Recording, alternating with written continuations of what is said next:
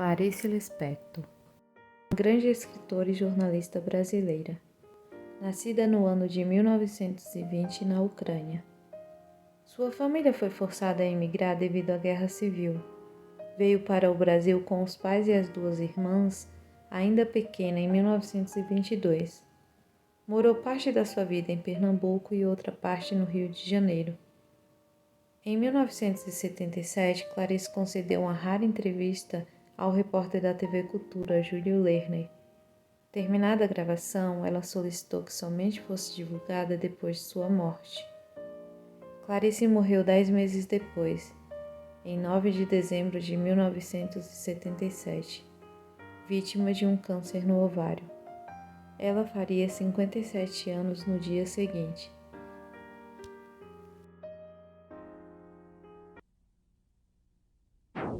Clarice Lispector. De onde vem esse Lispector? Eu não sei, eu perguntei, é um nome latino, né? E eu perguntei ao meu pai desde quando havia Lispector na Ucrânia. Ele disse que de gerações e gerações anteriores. Eu suponho que o nome foi rolando, perdendo algumas sílabas e se transformando nessa coisa que parece uma coisa lis no peito, em latim, flor de lis. Quer dizer, é um nome que quando eu escrevi meu primeiro livro, Sérgio Millier, eu era então completamente desconhecida, é claro. Sérgio Millier diz assim: essa escritora de nome desagradável, certamente um pseudônimo. E não era meu nome mesmo. Você chegou a conhecer o Sérgio Millier pessoalmente? Nunca.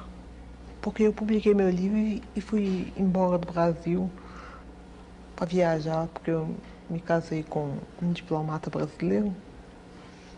De modo que eu não conheci as pessoas que escreveram sobre mim, eu não conheci. Clarice, seu pai fazia o que profissionalmente? Representação de firmas, coisas assim. Quando ele, na verdade, dava era para coisas de espírito. Há alguém na família Lispector que chegou a escrever alguma coisa? Bom, eu soube ultimamente, para minha enorme surpresa, que minha mãe escrevia. Não publicava, mas escrevia. Eu tenho uma irmã, Elisa Lispector, que escreve romances. E tenho uma irmã chamada Tânia Kaufmann, que escreve livros técnicos. Você chegou a ler as coisas que sua mãe escreveu? Não, eu só soube há poucos meses. Mas não teve condições de ler? Não, eu soube informação de uma tia. Ele sabe que sua mãe fazia um diário e escrevia poesias, eu fiquei bobo. Em diversas entrevistas que você tem concedido, surge quase que necessariamente a pergunta de como você começou, quando. Isso é mais do que conhecido, você começou aos 7 anos de idade. Antes dos 7 anos eu já fabulava, já inventava história. Por exemplo, inventei uma história que não acabava nunca. É muito complicado para explicar essa história, como era. Mas quando eu comecei a ler e escrever, comecei a escrever também. Pequenas histórias. Quando a jovem, praticamente adolescente Clarice Lispector descobre que realmente é a literatura, aquele campo de criação humana que mais a atrai, a jovem Clarice tem algum objetivo específico ou apenas escrever sem determinar um tipo de público? Apenas escrever. Você poderia nos dar uma ideia do que era a produção da adolescente Clarice Lispector? Caótica, intensa, inteiramente fora da realidade da vida. Desse período, você se lembra do nome de alguma produção? Bom, eu escrevi várias coisas antes de publicar meu primeiro livro.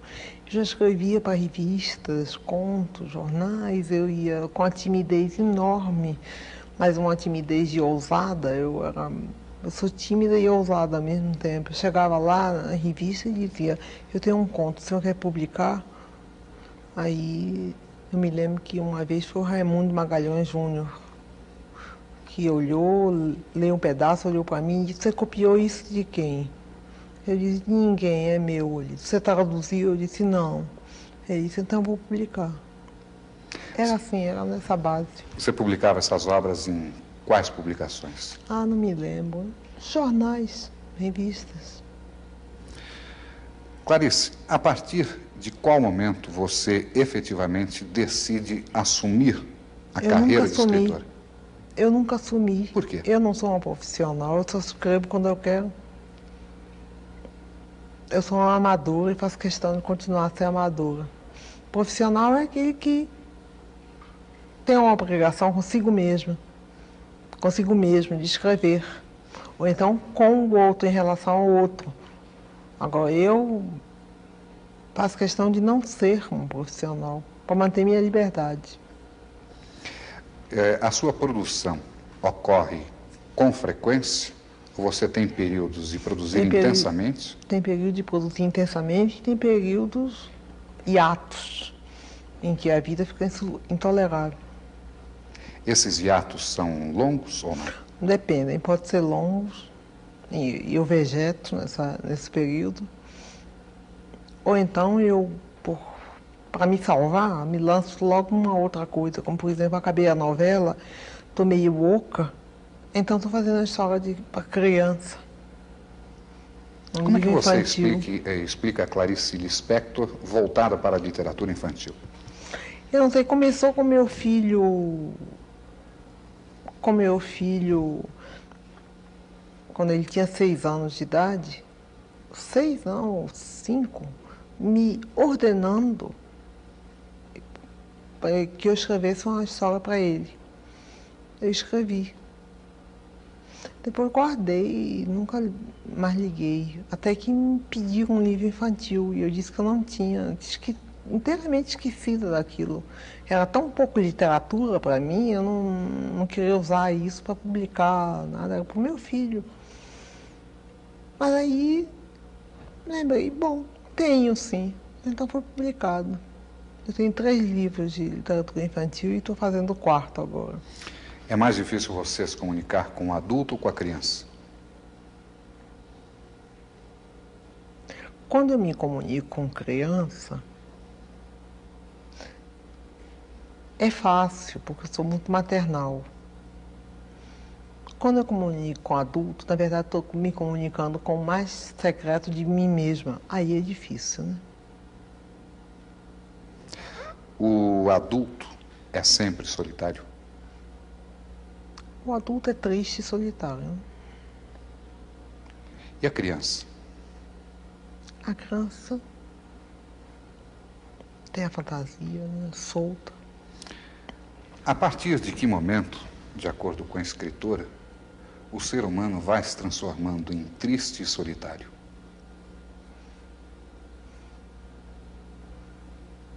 Isso é segredo.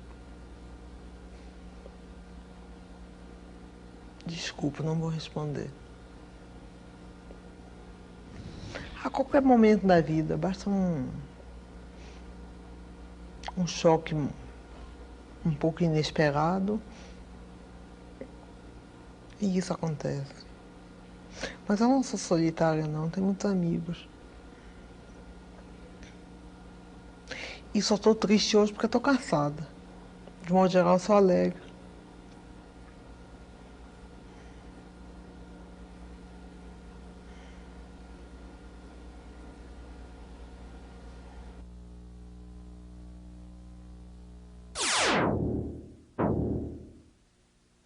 Rilke, em seu Cartas a um Jovem Poeta, respondendo a uma das missivas, perguntava ao jovem que pretendia se tornar escritor: se você não pudesse mais escrever, você morreria? A mesma pergunta eu transfiro a você. Eu acho que enquanto não escrevo, eu estou morta. Esse período É muito duro o período entre um trabalho e outro. E ao mesmo tempo é necessário para haver uma espécie de esvaziamento da cabeça, para poder nascer alguma outra coisa. Se nascer, é tudo tão incerto. Clarice, como é que você escreve seus trabalhos? Existe algum horário específico? Em geral é de manhã cedo, né? São minhas horas preferidas, são as da manhã. Você Da acorda a que horas? madrugada, 4h30, 5 horas, já acordo. Fico fumando, tomando café, sozinha, sem nenhuma interferência. Quando eu estou escrevendo alguma coisa, eu anoto a qualquer hora do dia ou da noite, coisas que me vêm. O que se chama inspiração, né? Agora, quando eu estou no ato de concatenar as inspirações, aí eu sou obrigada a trabalhar diariamente. Você se considera uma escritora popular? Não. Por qual razão? Bom, me chamam até de hermética, como é que posso ser popular sendo hermética? E como você vê essa observação que nós colocamos entre aspas, hermética? Eu me compreendo. De modo que eu não sou hermética para mim. Bom, tem um conto meu que eu não compreendo muito bem. Que conto? O Ovo e a Galinha. Entre os seus diversos trabalhos, sempre existe, isso é natural, um filho predileto. Qual aquele que você vê com maior carinho até hoje?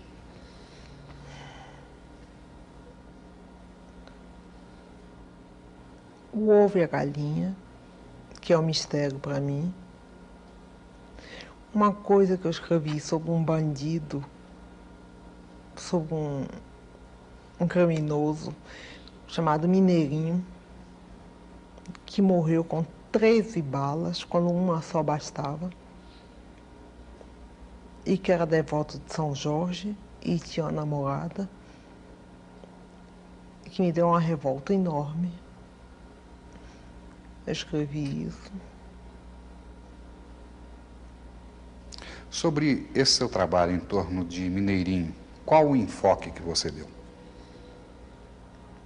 Eu não me lembro muito bem, já foi há bastante tempo. A qualquer coisa assim, como o primeiro tiro me espanta, o segundo tiro, não sei o que, o terceiro tiro, coisa. O 12º me atinge, o 13º sou eu. Eu me transformei no Mineirinho, massacrado pela polícia. Qualquer que tivesse sido o crime dele, uma bala bastava. O resto era vontade de matar. Era prepotência. Em que medida o trabalho de Clarice Lispector, no caso específico de Mineirinho, pode alterar a ordem das coisas? Não altera em nada. Não altera em nada. Eu escrevo sem esperança que eu escreva altere qualquer coisa. Não altera em nada. Então, por que continuar escrevendo, Clarice? E eu sei. Porque no fundo a gente não está querendo alterar as coisas, a gente está querendo desabrochar de um modo ou de outro, né? No seu entender, qual é o papel do escritor brasileiro hoje em dia? O de falar o menos possível.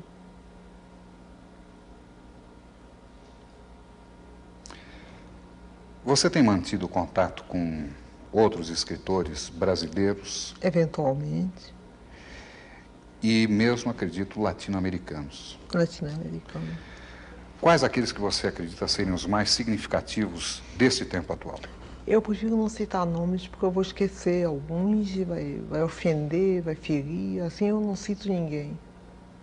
Mas aquele que a toque mais de perto, que lhe diga Eu mais prefiro intensamente. não falar nada. Antes de nós entrarmos aqui no estúdio, você me dizia que está começando um novo trabalho agora, uma novela. Não, eu acabei a novela. Que novela é essa, Clarice? Só de uma moça tão pobre que só comia cachorro quente. A história não é isso só, não. A história é de uma inocência pisada, de uma miséria anônima.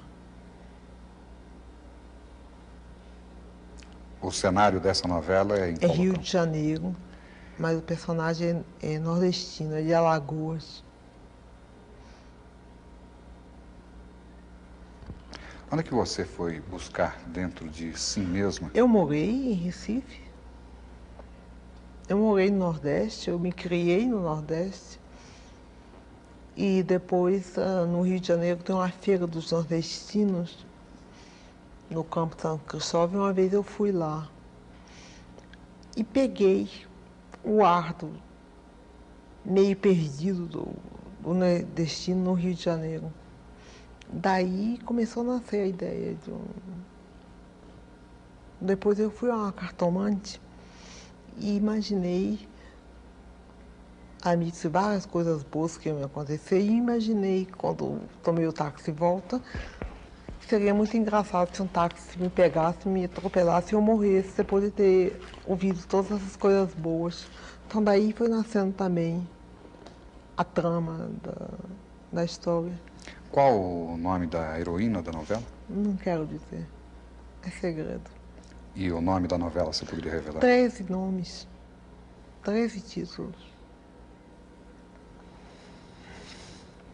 Você entra em contato, eu acredito que com frequência, com jovens estudantes universitários? De vez em quando me procuram, mas eles têm muito assim, medo de me atrapalhar.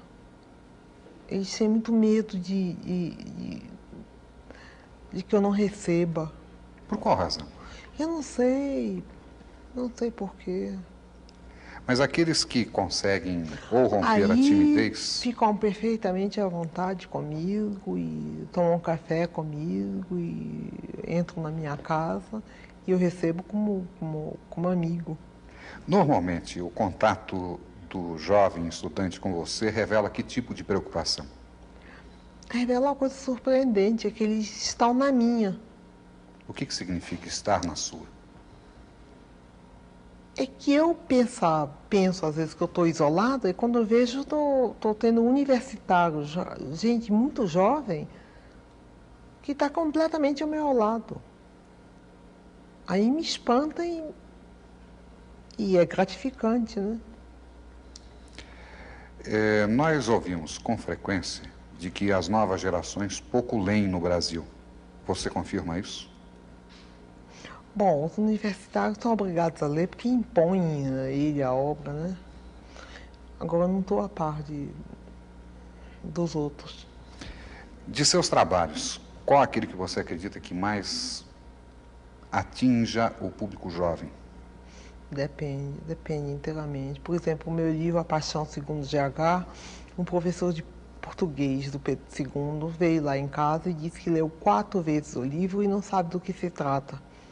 No dia seguinte, uma jovem de 17 anos, universitária, disse que este livro é o livro de cabeceira dela. Quer dizer, não dá para entender. Isso aconteceu em relação a outros de seus trabalhos? Também em relação a outros meus trabalhos. Qual que você Ou se lembra toca agora? ou não toca. Ou, quer dizer, suponho que me entender não é uma questão de inteligência, e sim de sentir, de entrar em contato. Tanto que o professor de português e literatura, devia ser o mais apto a me entender, não me entendia. E a moça de 17 anos lia e relia o livro. Parece que eu ganho na releitura, né, o que é um alívio. Você acredita que essa dificuldade é própria para apenas algumas camadas de nosso tempo e com novas gerações ela será entendida de imediato ou continuará? Não tenho a menor ideia. Não tenho a menor ideia. Eu sei que antes ninguém me entendia, agora me entendem. Aqui que você atribui isso? Eu acho que tudo mudou, porque eu não mudei, não. O que teria mudado, não fiz, Clarice? que eu saiba, eu não fiz concessões. Mas o que teria mudado nas pessoas que as levassem a compreender o seu trabalho? Eu realmente não sei. É uma pergunta que eu faço a você, porque eu não sei responder. Você discute muito com a Clarice Lispector, escritora? Não. Eu me deixo ser. E convivem em paz? Às vezes não em paz, mas... Normalmente, que tipo de problema a Clarice Lispector, escritora, traz a você? Às vezes o fato de me considerar escritora me isola. Por qual razão? Me põe um rótulo. E você acredita que as pessoas olhem para você através desse rótulo? Às vezes através desse rótulo. Tudo que eu digo é a maior bobagem, então é considerada como uma coisa linda ou uma coisa boba, tudo na base de ser escritora. É por isso que eu não ligo muito essa coisa de ser escritora, de dar entrevista e tudo. É porque eu não sou isso. Se essa é a tendência do público, qual você acredita que deva ser o perfil médio de seu leitor? Sabe que eu não sei? Você não tem ideia? Não. Você acredita que uma pessoa vá a uma livraria especificamente comprar um livro de Clarice Lispector? Parece que isso que acontece. Eu sei porque às vezes me telefonam e me perguntam em que livraria encontra meu livro. Então eu sei que tem pessoas que vão procurar exatamente meu livro.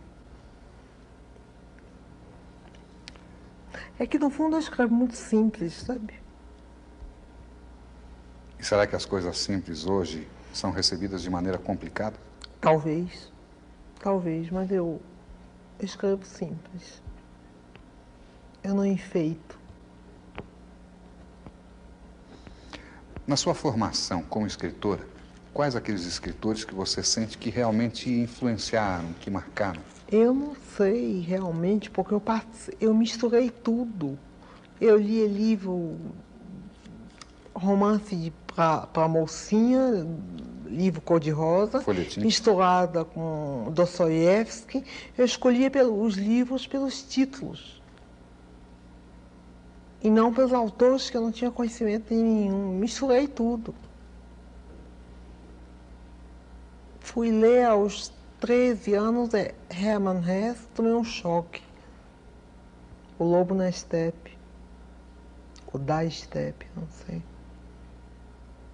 Aí comecei a escrever um conto que não acabava nunca mais. Terminei rasgando, jogando fora.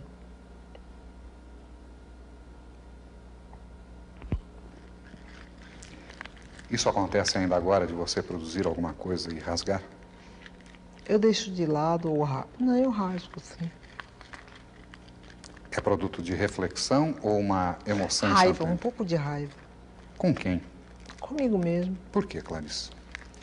Sei lá, eu tô meio cansada. Do quê? De mim mesmo. Mas você não renasce e se renova a cada trabalho novo? Bom, agora eu morri. Vamos ver se eu renasço de novo. Por enquanto eu tô morta. Tô falando de meu túmulo.